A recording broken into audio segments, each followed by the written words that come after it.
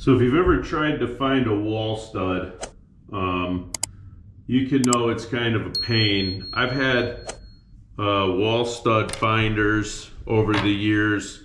They put sonic waves through the wall, all this other stuff.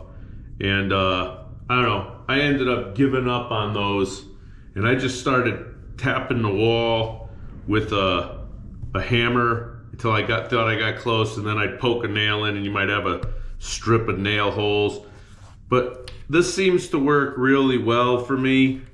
It's one of those, what are they, neodymium magnets, and then I get a socket that's about the same size, and I just put the magnet on the socket. Then what you do is you take this on the wall and you just sort of go back and forth. It's a little bit time consuming, and a lot of people will put tape on their magnet so that it doesn't scratch their paint.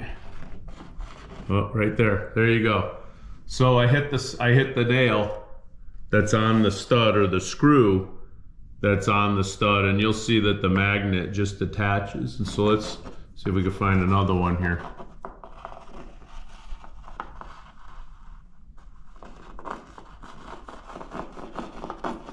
Oh, right there. So there's another one. Let's see. Right there. There you go.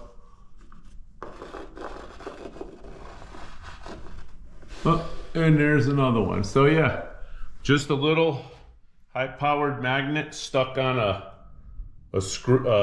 socket, and that's really all you need. And you can just, like I said, you go back, you just make these sort of long strokes across the wall till you get an idea. And then eventually, you know, if you're doing this, I know where this particular one is, so there you go. And it'll just stick right into the screw. If you don't want to spend the money to buy those, I know they make them better, and I even know they make big ones, magnets that are 6 or 7 inches long, and people use those to go across the wall. But there you go, little magnet hack for finding your studs.